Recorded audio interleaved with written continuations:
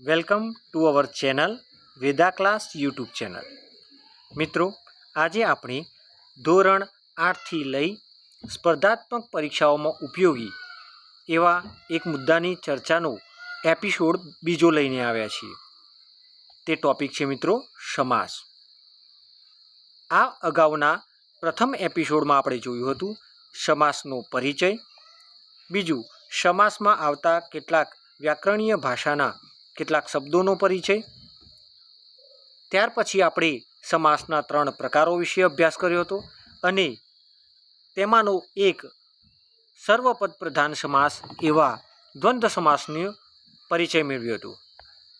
મિત્રો, હવે આજે આપણે શું જોઈશું તો આપણે દ્વિગુ સમાસ, કર્મધારય સમાસ અને તત્પુરુષ સમાસ વિશે પરિચય મેળવીશું। તો ચાલો આપણે શરૂઆત કરીએ સમાસ વિશે। મિત્રો આપણે શરૂઆત કરીએ સમાસના ભાગ 2ની। તો મિત્રો, જો તમે ભાગ 1 જોયો નથી તો ભાગ 1 જોવા માટે નીચે અહીંયા ડિસ્ક્રિપ્શન બોક્સમાં એક લિંક આપેલી છે। એ લિંક પર જઈ અને તમે આ વિડીયોને નિહાળી શકો છો। ચાલો હવે આપણે આજે શરૂઆત કરીએ આપણા પહેલા સમાસ એટલે કે દ્વિગુ સમાસથી। શેનાથી? દ્વિગુ સમાસ। મિત્રો, જો મને સમાસની અંદર સૌથી સરળમાં સરળ કોઈ સમાસ લાગ્યો હોય તો તે છે આપણો દ્વિગુ સમાસ। બરાબર છે? ચાલો મોરના ટહુકા વચ્ચે હું તમને દ્વિગુ સમાસ વિશે માહિતી આપું। તો મિત્રો, દ્વિગુ સમાસ પહેલાં તો આપણે દ્વિગુનો અર્થ સમજાવીએ। મિત્રો, કોઈ પણ જગ્યાએ દ્વિ એ સંસ્કૃત શબ્દ દ્વે પરનો શબ્દ છે। દ્વે એટલે તમને ખબર છે, દ્વે એટલે 2, તો અહીં પણ દ્વિ એટલે 2। ગુ એટલે ગાય, એટલે કે ગાયોનો સમૂહ। મિત્રો, ગાયોનો સમૂહ પણ કેટલી ગાયો? 2 ગાયોનો સમૂહ એટલે દ્વિગુ। બરાબર છે? ચાલો હવે દ્વિગુ સમાસમાં આવે શું એ મુખ્ય મુદ્દા પર આપણે આવી જઈએ। તો મિત્રો, યાદ રાખવાનું, દ્વિગુ સમાસમાં પૂર્વપદ એ વિશેષણ તરીકે વપરાય,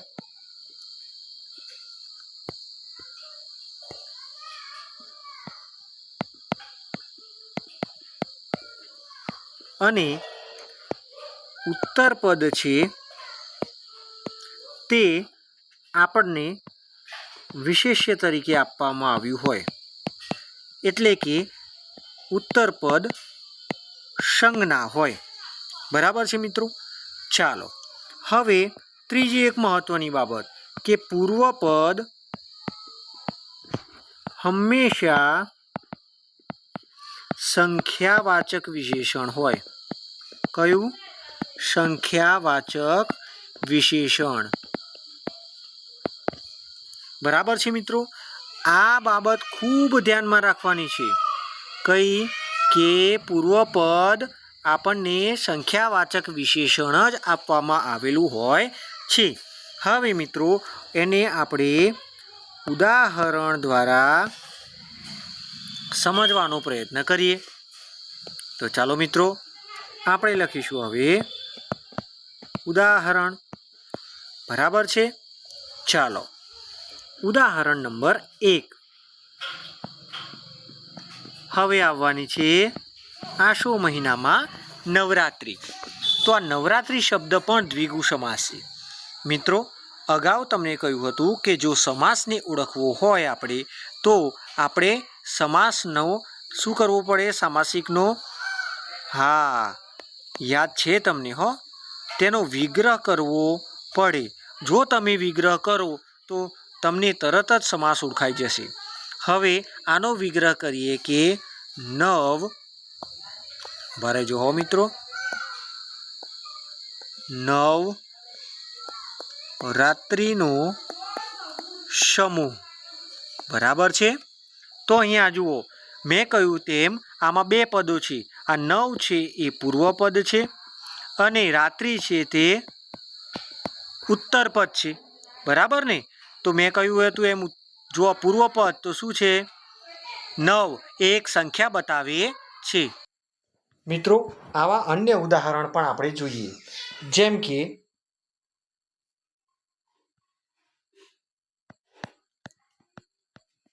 ચતુર્ભુજ એટલે કે ચતુર એટલે 4, ભુજ એટલે હાથ, 4 હાથ વાળું એટલે ચતુર્ભુજ. તો મિત્રો જુઓ અહીં પણ આ પૂર્વપદ છે 4, જે આપણને શું બતાવે છે? સંખ્યા બતાવે છે. અને હાથ એ આપણી સંજ્ઞા છે. તો થઈ ગયું ને? પૂર્વપદ સંખ્યાવાચક, ઉત્તરપદ સંજ્ઞા. એવી રીતે બીજું એક ઉદાહરણ લઈએ મિત્રો. ત્રિકોણ એટલે કે 3 ખૂણા. બરાબર ને? ચાલો મિત્રો, આ તો તમને ઝડપથી ખબર પડી જશે. આવા બીજા પણ ઉદાહરણો છે, જેમ કે નવરત્ન, ત્યાર પછી ત્રિકાળ, બીજો છે પંચકોણ, હા પેલો સપ્તર્ષિ,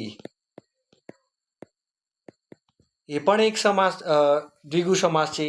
સપ્ત, પંચ, ત્રિ, નવ. બરાબર? ચતુર્ભુજ. પછી અત્યારે શું ચાલે છે? હા, ચાતુર્માસ. બરાબર? આ બધા આપણા દ્વિગુ સમાસ છે. મિત્રો આ તો સરળતાથી ઓળખાઈ જશે, પરંતુ બીજા કેટલાક એવા ઉદાહરણો છે કે જે તમને થોડા અવઢવમાં મૂકી શકે. પરંતુ આપણે ચાલો એનો પરિચય મેળવીએ એટલે આપણા માટે કેવું બની જાય? એકદમ સરળ. જેમ કે એક છે અધમુવો. અધ એટલે અડધો. બરાબર? એક શબ્દ છે પાંચશેર. આ શેર, અચ્છેર, બશેર એ શબ્દો તમારા મમ્મી પપ્પાને પૂછજો તો એ તમને સારી રીતે સમજાવશે. બરાબર છે?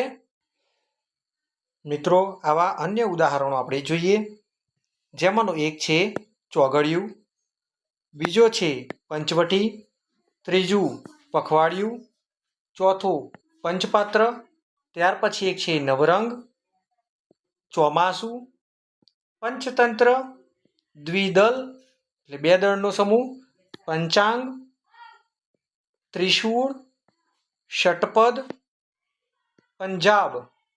મિત્રો આ જ છે, પંજાબ એટલે કે 5 નદીઓનો સમૂહ, પંચામૃત, પંચમહાલ, સહસ્ત્રલિંગ વગેરે જેવા ઉદાહરણો એ દ્વિગુ સમાસના ઉદાહરણો છે.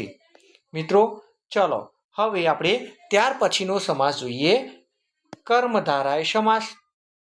બરાબર ને?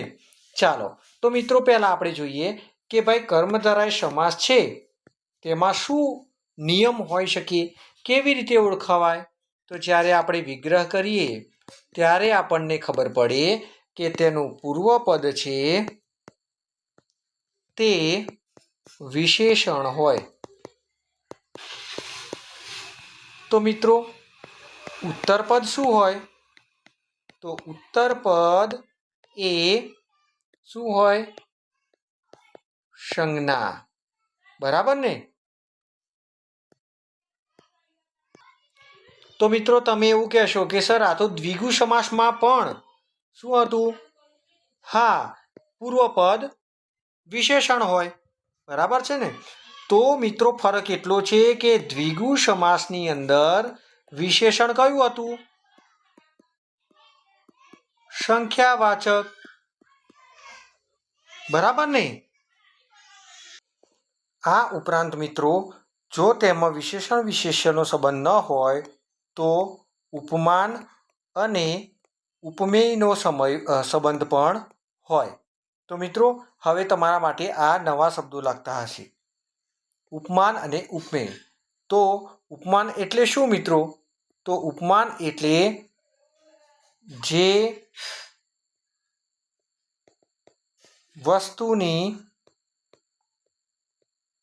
સરખામણી થઈ છે તે. અને ઉપમાન એટલે જેની સાથે સરખામણી થઈ હોય તે.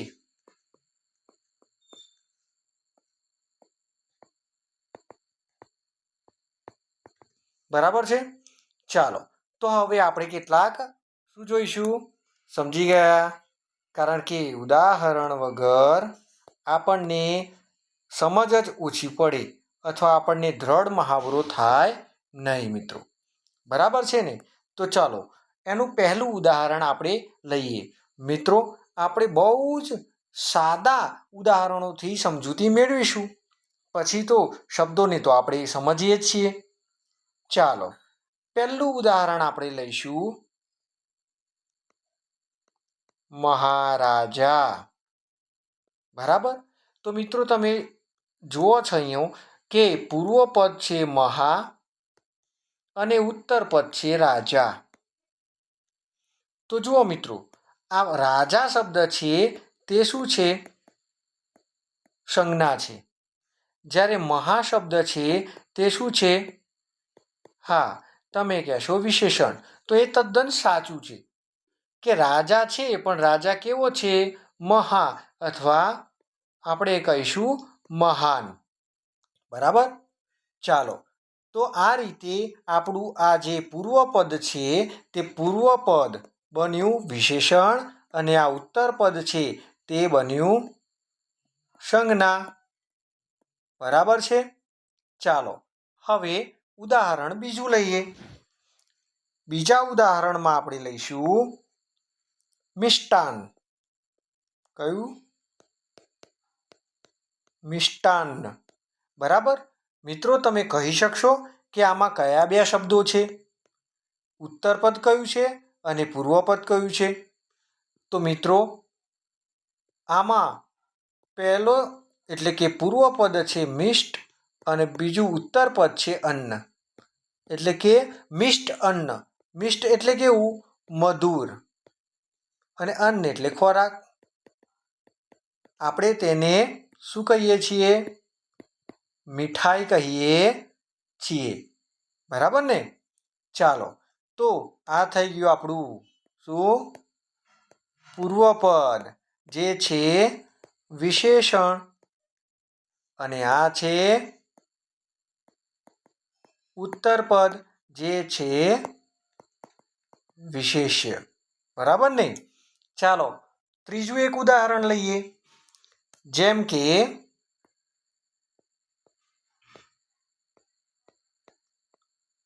ભર સભા, જેનો વિગ્રહ આ રીતે કરી શકાય મિત્રો, ભર સભા અથવા ભરેલી સભા. આ આપણું પૂર્વપદ અને આ ઉત્તરપદ. ઉત્તરપદ છે સંજ્ઞા, સમૂહવાચક સંજ્ઞા છે, અને આ ભરેલી છે તે આપણું શું છે? હા મિત્રો, વિશેષણ. તો થઈ ગયું આપણું આ કર્મધારય સમાસ. હે ને? ચાલો હવે આપણે કેટલાક બીજા ઉદાહરણ જોઈએ. મિત્રો તો ચાલો આપણે કેટલાક કર્મધારય સમાસના અન્ય ઉદાહરણ જોઈએ. જેમ કે પહેલું છે પરમ પરમાત્મા, જેનો વિગ્રહ થાય છે પરમ આત્મા. મિત્રો આ આપણું વિશેષણ છે અને આપણી સંજ્ઞા છે. તેવી જ રીતે મુખ્ય મંત્રી, મહામૃત એટલે મહાન અમૃત.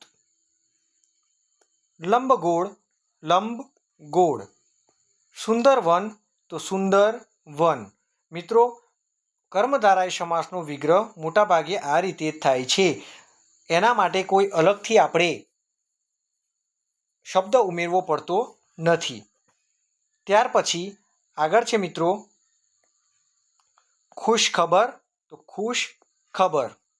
એવી જ રીતે સુંદર તો સુંદર વન તો સુંદર વન. મિત્રો હવે આપણે આજનો છેલ્લો સમાસ એટલે કે ભાગ 2નો છેલ્લો સમાસ તત્પુરુષ સમાસ વિશે અભ્યાસ કરીએ મિત્રો. બરાબર છે. ચાલો તો તત્પુરુષ સમાસ. મિત્રો, તત્પુરુષ સમાસને વિગ્રહ દ્વારા જ ઓળખી શકાય. મિત્રો, આ વિગ્રહ કેવી રીતે કરીએ છીએ તેના ઉપરથી સમાસ આપણને ઓળખાય છે. બરાબર ને? એટલે આ કેમ કહેવું પડ્યું કે મિત્રો, એક જ શબ્દ એનો વિગ્રહ તમે કેવી રીતે કરો છો તે પ્રમાણે તેનો પ્રકાર નક્કી થાય. શબ્દ એક જ હોય પણ વિગ્રહ અલગ અલગ રીતે કરીએ તો આપણને આ સમાસનો પ્રકાર બદલાઈ જાય.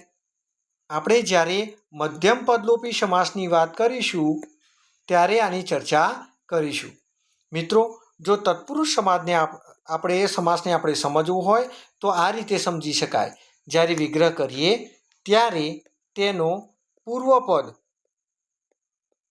અને તેનું ઉત્તરપદ એ બંને શેના વડે જોડાયેલા હોય તો કે છે વિભક્તિના પ્રત્યયોથી જોડાયેલા હોય. શેના પ્રત્યયો? વિભક્તિના પ્રત્યયો. એટલે કે મિત્રો, વિભક્તિ વિશે આપણને ખ્યાલ હોવો જોઈએ. બરાબર છે. તો ચાલો તમને વચ્ચે વિભક્તિ વિશે ટૂંકો ખ્યાલ આપી દઉં. વિભક્તિ એટલે બે પદો વચ્ચે સંબંધ સ્થાપિત કરવા માટે વપરાતો પ્રત્યય.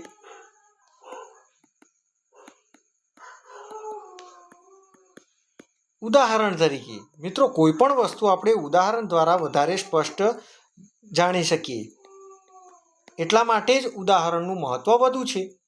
મિત્રો, જેમ કે ઉદાહરણમાં આપણે લખીએ કે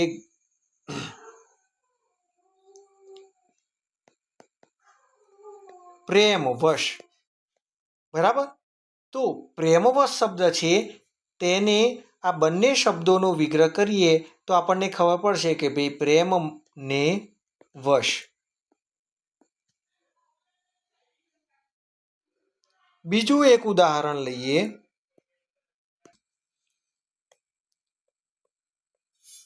કૃપા પાત્ર. તો આપણે કહીશું કૃપાને પાત્ર. મિત્રો માફ કરશો, કૃપાને પાત્ર. બરાબર છે. તો મિત્રો જુઓ, અહીં આપણને બે શબ્દો જોવા મળે છે. કયા? અહીંયા ને અને અહીં પણ ને. આ ને છે એ વિભક્તિનો પ્રત્યય છે મિત્રો. ને દ્વારા જ પ્રેમ અને વશ બે શબ્દો જોડાય અને પ્રેમને વશ એવો શબ્દનો અર્થ આપણે લઈ શકીએ. એવી જ રીતે શબ્દ લઈએ ધ્યાનમગ્ન. બરાબર? તો આનો વિગ્રહ કરીએ તો ધ્યાનમાં મગ્ન.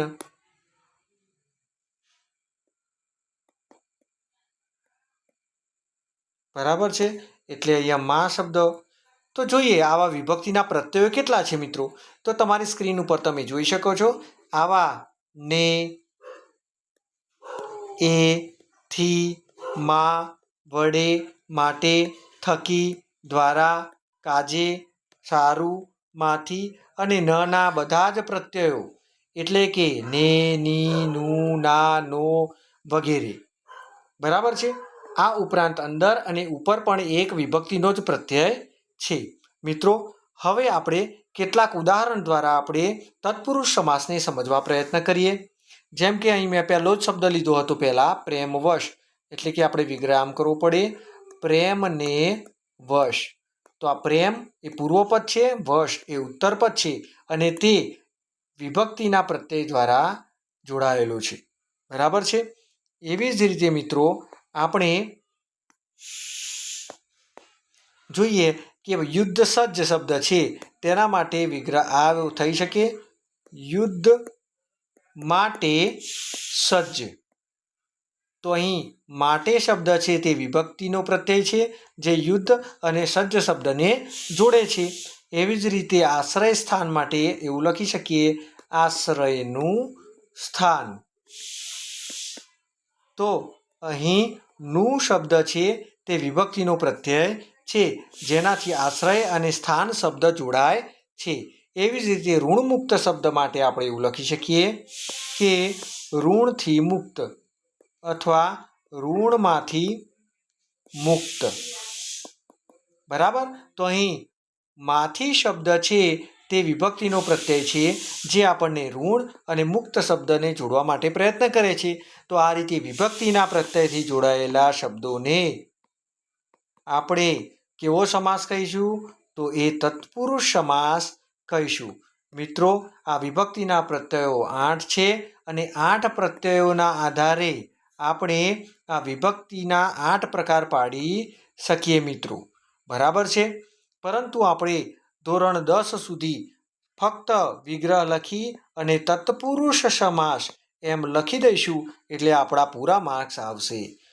જો આગળ અભ્યાસ કરવો હોય તો વિગતે આપણે અભ્યાસ કરવો જોઈએ. તો મિત્રો, આજ માટે આટલું રાખીએ. મિત્રો, જો અમારે વિડીયો ગમ્યો હોય તો લાઈક કરવાનું ભૂલશો નહીં. આ બાજુ લાઈકનું બટન છે અને હા મિત્રો, તમે નાની સ્ક્રીન કરશો ત્યાં સબસ્ક્રાઈબનું બટન તમને આ બાજુ દેખાશે. તો સબસ્ક્રાઈબ કરવાનું પણ ચૂકશો નહીં. વિડીયોને તમારા મિત્રો સાથે શેર અવશ્ય કરજો. જો શિક્ષક મિત્રો સાથે પાસે આ વિડીયો પહોંચે તો તમારા વિદ્યાર્થી સુધી આ વિડીયોને પહોંચાડવા માટે મદદની જરૂર છે. આવજો. જય હિન્દ, જય ભારત મિત્રો. મળીશું ત્રીજા ભાગ સાથે, સમાસનો ત્રીજો ભાગ. બરાબર છે. આવજો મિત્રો.